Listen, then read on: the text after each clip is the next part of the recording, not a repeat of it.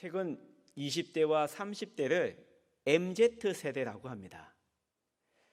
왜 사회학자들이 이 20대와 30대 이 세대들을 MZ세대라고 부를까?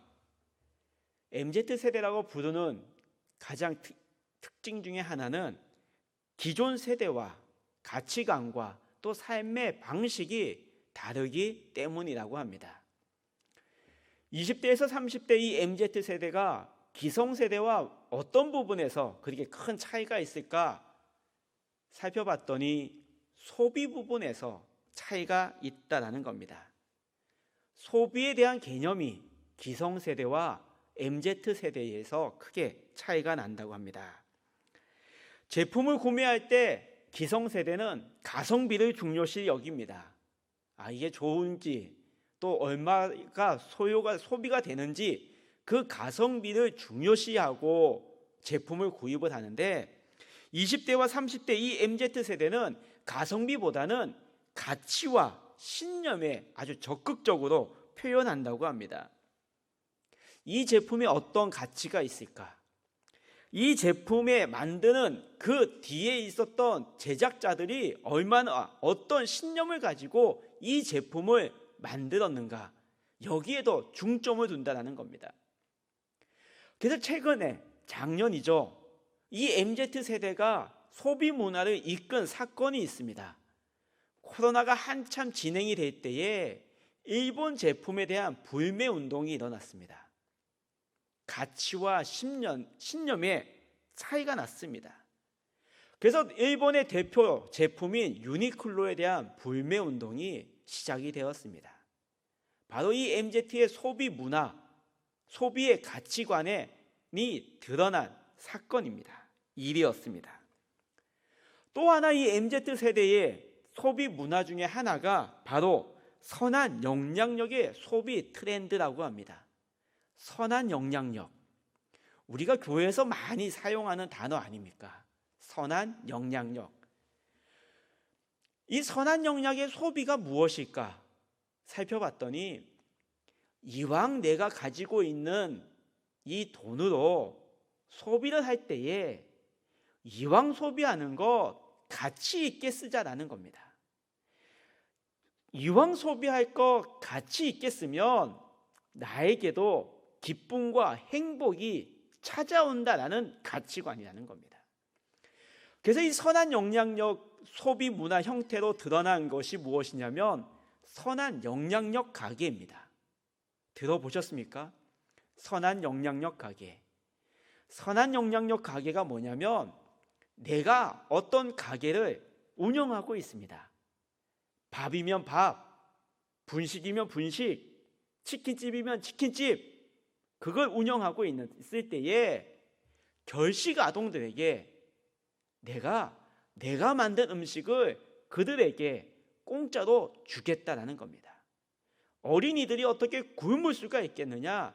굶길 수는 없다. 내가 그 아이들을 먹여주겠다. 이게 선악역 가게라는 겁니다. 이 선악역의 가게가 대중적으로 큰 인기를 끌었고 또 이 가게가 점점 많이 늘어나고 있는 상황입니다. 소비 문화입니다. 이왕 돈 쓸 것 가치 있게 쓰고 행복을 얻고 나도 기쁨을 얻자. 이 소비 문화의 한 형태입니다. 이 MZ세대의 소비 문화로 반영되는 단어가 하나 생겨났습니다. 어떤 단어가 생겨났냐면 돈줄 내자입니다. 우리는 혼줄 내자, 이 단어를 20, 30대 세대는 돈줄 내자라고 바꿔서 사용하고 있다고 합니다. 돈줄 내자, 돈으로 혼줄을 내주자라는 의미입니다. 나쁜 의미가 아니라 선행이나 가치 있는 일에 앞장서는 기업의 물건을 적극적으로 구매해 주자라는 겁니다. 그들이 이렇게 소비를 놀이 문화와 연결시켜서 그들의 소비 문화를 이끌어가고 있습니다. 이 돈줄 내자는 우리도 주변에서 많이 접해봤습니다. 오뚜기 기업이라든가 또 백종원 씨가 TV에 나와서 뭐 양파가 많이 쌓여 있다, 뭐 다시마가 많이 있다 하면 그 다시마를 가지고 판매할 수 있도록 연결시켜주는 일들을 우리는 대중매체를 통해서 많이 봐왔습니다. 이것이 지금 20, 30대 세대들이 가지고 있는 소비의 형태다라고 분석되어지고 있습니다. 세대마다 가치관이 있고 삶의 방향이 있습니다. 그리고 한 세대가 지나가고 다음 세대가 등장을 하면 그 다음 세대는 그들이 가지고 있었던 삶의 방향과 가치관을 가지고 살아갑니다. 그리고 그들의 가치관과 삶의 방향을 표현하게 됩니다. 오늘 저희들이 읽은 사무엘하 1장 1절에서 10절까지의 말씀은 저희들이 다 알고 있는 말씀입니다. 사울의 죽음과 그리고 사울의 죽음 이후 다시 다윗이 이스라엘 왕으로 즉위하기 전 단계, 전 상황입니다. 사울의 시대가 끝나고 다윗의 시대가 열리는 순간입니다. 그러면 하나님께서 이 사무엘하 1장 1절에서 10절 말씀을 통해 또 하나님께서는 이 다윗을 통해 이스라엘 백성들에게 어떤 가치관과 어떤 삶의 방향을 이 다윗을 통해 보여주시느냐입니다. 하나님께서는 이 다윗을 통해서 무엇을 보여주시려고 하시냐라는 겁니다. 하나님께서는 사울의 시대가 끝났고 다윗이 이스라엘 왕으로 즉위하기 전 하나님께서는 이 다윗을 통해 보여주고자 하시는 것들이 있었습니다. 사무엘하 1장은 사무엘상 30장과 31장의 내용과 연결이 됩니다. 1장 1절 말씀입니다. 사울이 죽은 후 다윗이 아말렉 사람을 쳐 죽이고 돌아와 다윗이 시글락에게 이틀을 머물더니 다윗이 아말렉과 싸움을 했습니다. 그리고 시글락에 돌아와 이틀을 머물고 있었습니다. 그리고 사흘째 되는 날에 어느 한 청년이 다윗 앞에 다가왔습니다. 그는 남루한 차림이었습니다. 옷은 찢어졌고 머리에 흙을 뒤집어 쓰고 있었습니다.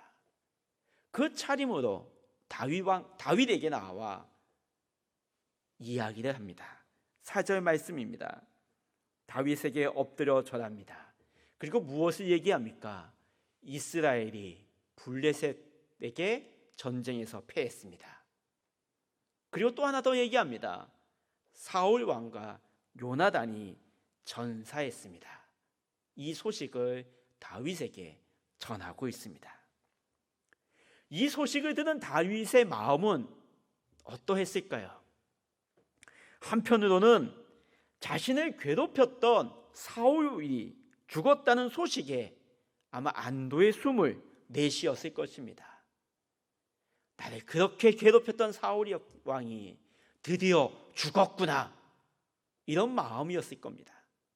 아니면 또 다른 한편으로는 이스라엘의 참패와 또 하나님의 기름 부음을 받은 사울 왕의 죽음에 애도했을 겁니다.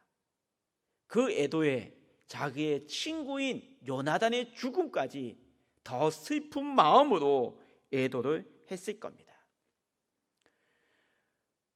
이 소식을 들은 다윗은 궁금한 것이 있어서 그 청년에게 더 물어봅니다. 사울과 그의 아들 요나단이 죽은 줄을 내가 어떻게 아느냐? 그 청년이 얘기합니다. 제가 우연히 길보아 산에 올라가 보니 사울이 자기 창에 기대고 병거와 기병은 그를 급히 따르고 있었습니다. 치명적인 상처를 입고 있었습니다. 괴로워하는 사울을 보았습니다. 그리고 그 사울이 요청했습니다. 나를 죽여달라고. 그래서 저는 그 사울의 요청에 사울을 안락사시켰습니다. 이렇게 다윗에게 고하는 거였습니다. 다윗도 사울을 죽일 수 있는 결정적인 순간이 있었습니다. 2번 있었습니다. 그러나 그때마다 이 다윗은 내 손으로 해하지 않겠다 했습니다. 하나님께 기름 부음 받은 사람이었기 때문에 내 손으로 사울을 해칠 수 없다. 그 2번의 기회 모두 다윗은 똑같은 마음으로 사울을 해치지 않았습니다. 사울을 자기 손으로 죽일 수 없었지만 이 아말렉 청년이 죽였다면 인간의 감정으로는 잘된 일이라고 그 아말렉 청년을 아마 보상해 줄 수도 있었습니다. 내가 죽여야 하는데 네가 대신 죽여줬구나, 어휴 잘했다, 고맙다 할 수 있었습니다. 그러나 다윗은 자기의 감정을 내세우지 않았습니다. 자기의 감정을 내세우는 그 순간 이 다윗에게는 하나님의 말씀을 생각했습니다. 출애굽기 17장 16절 말씀입니다. 출애굽기 17장 16절 말씀, 맹세하시기를 여호와가 아말렉과 더불어 대대로 싸우리라. 이스라엘 백성들이 애굽에서 출애굽할 때에 이 아말렉 민족이 이스라엘 백성들을 굉장히 괴롭혔습니다. 뒤에서 괴롭혔습니다. 뒤에 처져 있었던 이스라엘 민족들을 이 아말렉이 괴롭혔습니다. 그리고 출애굽기 17장에 와서 하나님이 이스라엘 백성들에게 약속합니다. 내가 이 아말렉과 더불어 대대로 내가 싸워 주겠다 했습니다. 다윗에게 나와가지고 보고하는 사람이 바로 이 아말렉 청년입니다. 인간의 감정으로는 자기가 죽여야 할 사람을 대신 죽여줬기 때문에 잘했어 보듬어 줄 수 있었지만 하나님의 말씀이, 하나님이 싸우는 민족이기 때문에 이 아말렉 청년을 보듬어 줄 수가 없었습니다. 품을 수가 없었습니다. 이 상황이, 지금 다윗에게 놓여 있었던 이 상황이 이스라엘 왕으로 등급하기 전 다윗이 치러야 할 마지막 시험이었던 것입니다. 그 순간 다윗은 하나님의 말씀을 기준으로 삼았습니다. 아말렉, 하나님께서 대대로 싸우시겠다라고 하신 그 아말렉 민족이었다라는 겁니다. 다윗에게는 마지막 시험이지만 하나님 입장에서는 다윗을 통해 다윗의 주변에 있는 이스라엘 백성들에게 하나님의 나라는 말씀이 기준이 되는 나라임을 밝히 보여주셨습니다. 다윗이 이스라엘 왕으로 등급을 하고 다윗이 통치해야 할 그 나라는 이제 하나님의 말씀이 기준이 되는 나라다라는 것을 하나님께서는 이 다윗을 통해 보여주고 계시는 겁니다. 사무엘하 1장 이후 열왕기 상하 이스라엘 역사를 한번 쭉 살펴보십시오. 무슨 싸움입니까? 하나님의 말씀과 인간의 경험과 인간의 지식, 그 두 축의 끊임없는 싸움입니다. 한쪽에서는 끊임없이 하나님의 말씀을 외치지만 이스라엘 백성들은 그 하나님의 말씀을 붙잡지 아니하고 인간의 지식과 인간의 경험을 더 우선시하게 되는 그 사건들이 사무엘하 1장 이후 끊임없이 반복되는 것을 우리는 이 말씀을 통해 보고 듣고 배울 수가 있습니다. 말씀이 기준이 되는 삶, 말씀이 나의 삶의 중심이 되는 삶, 우리는 신앙생활하며 이 말씀을 끊임없이 들어왔습니다. 말씀 위에 굳건히 서십시오. 말씀으로 승리하십시오. 성도 여러분, 어떻게 한 주 동안 말씀으로 승리하셨습니까? 말씀으로 이겨내셨습니까? 이 말씀을 우리 끊임없이 신앙생활에서, 교회에서 성경 공부를 통해 이 말씀을 들어왔습니다. 자기 자신에게 한번 던져보십시오. 질문을 해보십시오. 말씀이 중심이 되는 삶, 말씀이 기준이 되는 삶, 이 삶이 어떤 삶입니까? 정말 말씀을 붙잡고 살아가는 것이 어떤 삶일까? 정말로 나는 내 삶의 중심이 말씀일까? 정말 말씀이 중심이 되고 말씀을 붙잡고 살아가고 있는가? 자기 자신에게 질문을 던져보아야 합니다. 말씀이 기준이 되는 삶이 어떤 삶일까요? 우리 성도님들은 하루의 삶 속에서 얼만큼 말씀을 생각하며 생활하고 계십니까? 말씀이 중심이 되는 삶은, 말씀이 기준이 된다는 이 삶은 제일 먼저 하나님의 임재를 인식하는 삶입니다. 하나님이 내 옆에, 하나님이 내가 살아가고 있는 이 삶의 공간에 하나님이 임재하고 계시다라는 이 사실을 인식하는 삶이 하나님의 말씀이 중심이 되는 삶을 사는 시작이라는 겁니다. 요한복음 1장 1절 말씀입니다. 태초에 말씀이 계시니라. 이 말씀이 하나님과 함께 계셨으니 이 말씀은 곧 하나님이시니라. 1장 14절 말씀, 말씀이 육신이 되어 우리 가운데 거하시매. 우리 가운데 말씀이 거하십니다. 우리 가운데 하나님이 거하시고 계십니다. 이 사실을 믿음으로 고백하며 나의 삶의 자리에, 내가 서 있는 이곳에 하나님이 나와 함께 계시고 있구나, 하나님이 임재하고 있구나, 하나님이 나를 지켜보고 계시는구나, 하나님이 나와 함께 계시는구나, 이 사실을, 이 믿음을 고백하며 인식해야 하는 겁니다. 그것이 하나님의 말씀이 중심이 되는 삶의 시작입니다. 하나님의 임재를 인식하면 나의 입술이 어떤 입술이 되겠습니까? 하나님이 나와 함께하고 계시고 하나님이 이곳에 임재하고 계시다라고 생각을 하면 나의 손과 발이 어떻게 움직여야 하겠습니까? 하나님의 임재를 인식하면 나와 너, 그리고 우리의 관계가 어떠하겠습니까? 하나님의 임재를 인식하면 우리의 가정은 어떤 가정이 되겠습니까? 하나님의 임재를 인식하면 우리의 직장과 내가 살아가고 있는 마을이 어떤 직장과 어떤 마을이 되겠습니까? 하나님의 임재를 인식하면 우리 교회는 어떤 교회가 되겠습니까?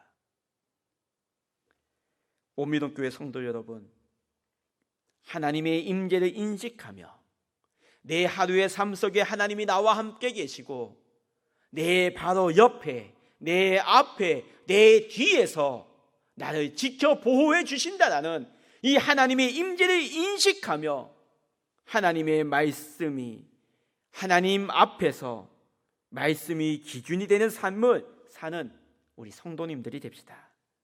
오늘 이 시간 하나님께서는 우리 원미동교회 성도님들을 통해 말씀이 기준이 되는 삶, 말씀으로 살아가는 삶, 이 삶을 우리를 통해 우리의 이웃들에게 보여주시기를 원하십니다. 그러기 위해서 하나님께서는 아무것도 아닌 나를 하나님의 품으로 인도해 주시고 이 하나님이 임재하는 이 예배의 자리에 앉게 해주시고 하나님을 찬양하게 인도해 주셨습니다. 당시 전쟁의 관습을 보면 적군의 우두머리를 죽이고 그 우두머리가 가지고 있었던 소지품을 취하는 것은 병사에게 최고의 영광을 안겨주는 거였습니다. 그건 놓칠 수가 없었습니다. 아말렉 청년은 사울의 왕관과 팔찌를 다윗에게 가지고 왔습니다. 사울의 왕관입니다. 사울의 팔찌입니다. 아말렉 청년 입장에서는 이스라엘의 초대왕 사울의 그 소지품을 가지고 와서 다윗에게 내밀었습니다.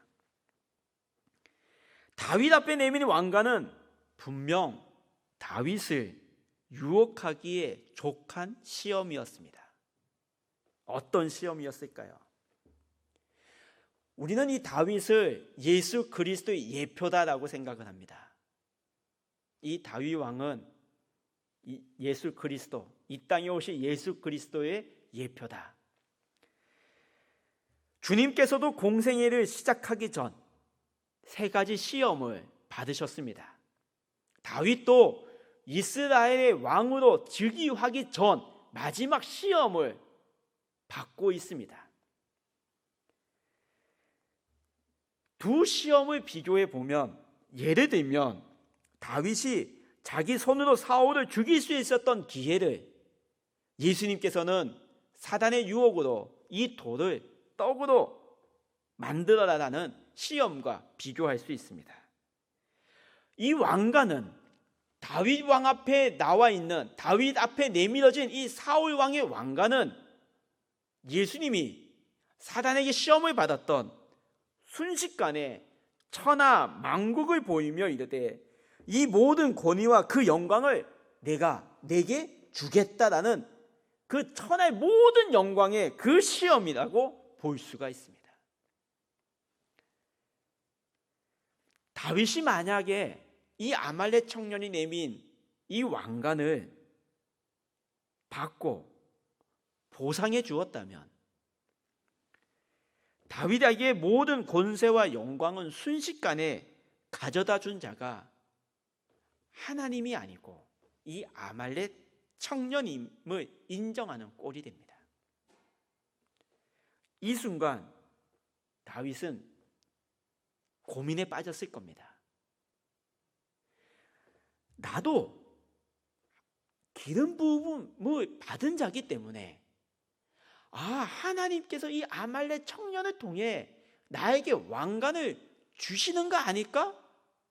라고 생각할 수가 있었습니다.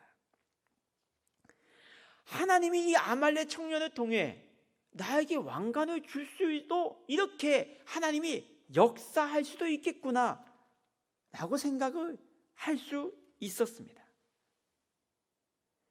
그 순간 이 왕관을 받아야 될지 받지 말아야 될지 다윗은 그 순간의 감정을 내려놓았습니다.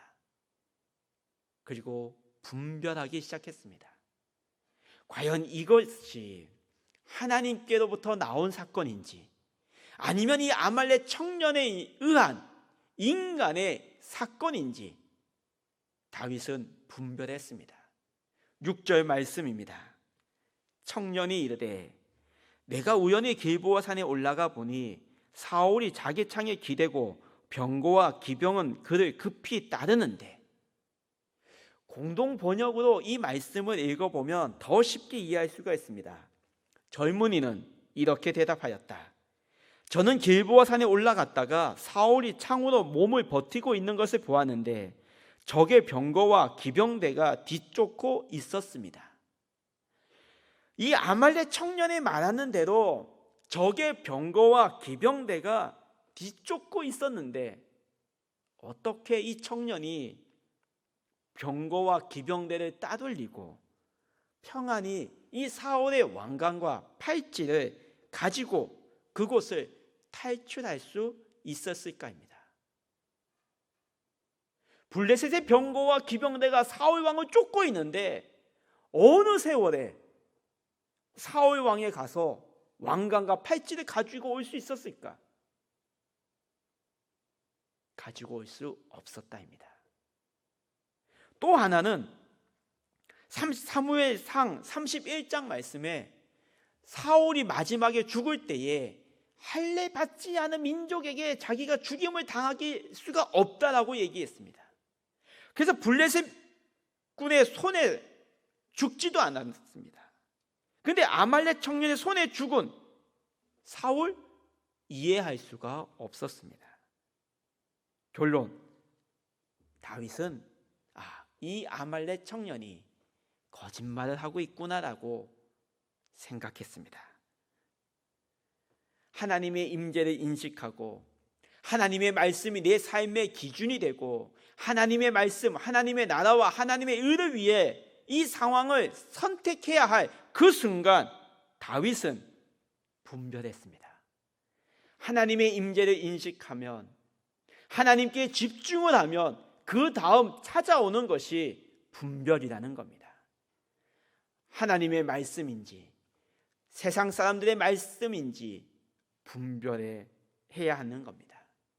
개인의 영광과 명예를 위함인지 아니면 하나님의 나라의 의를 위함인지 분별하였습니다.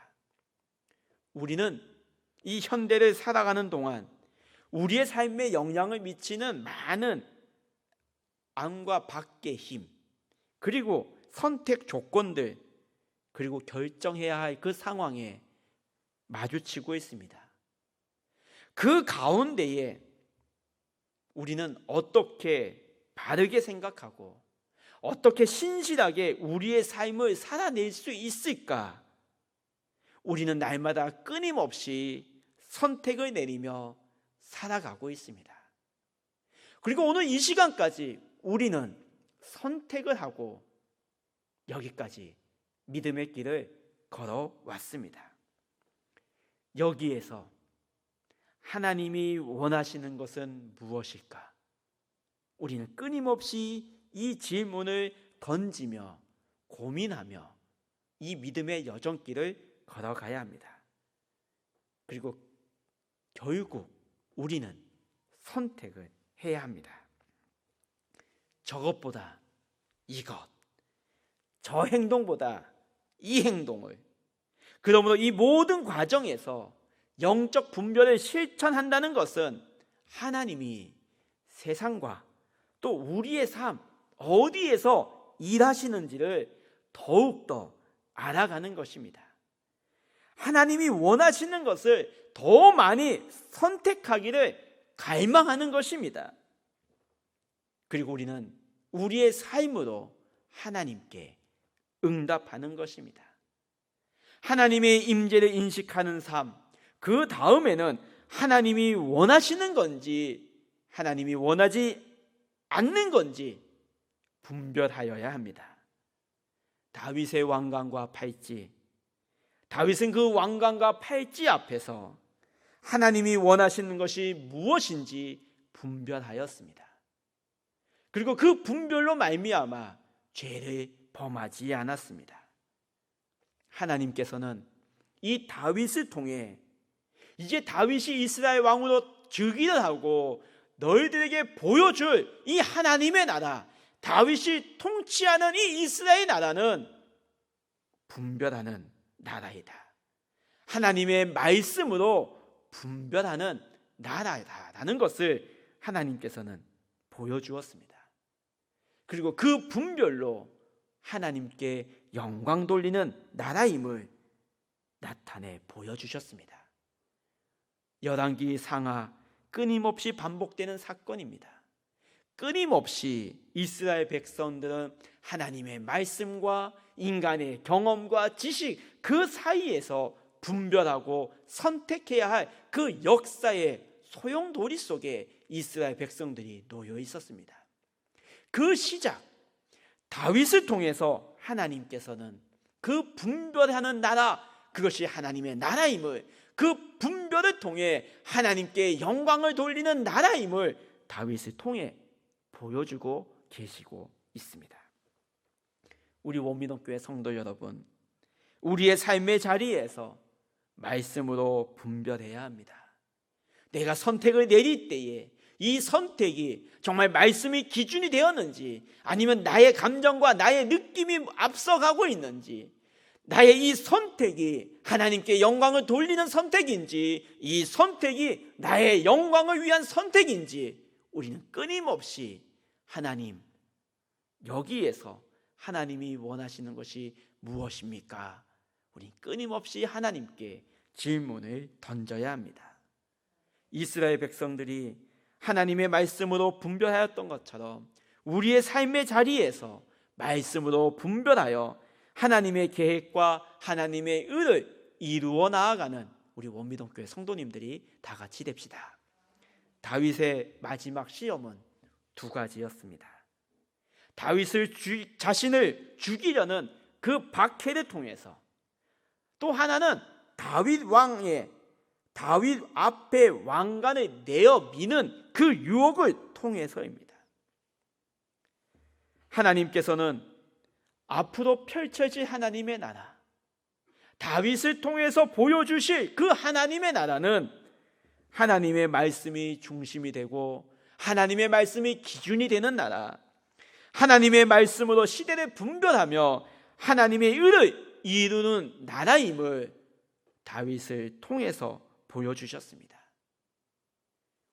우리 원미동교회 성도님들도 하나님의 말씀이 중심이 되어 하나님이 원하시는 일이 무엇인지 분별하며 하나님의 나라를 이 땅에 드러내고 보여주며 하나님의 나라를 확장해 나아가는 우리 원미동교회 성도님들이 다 같이 됩시다.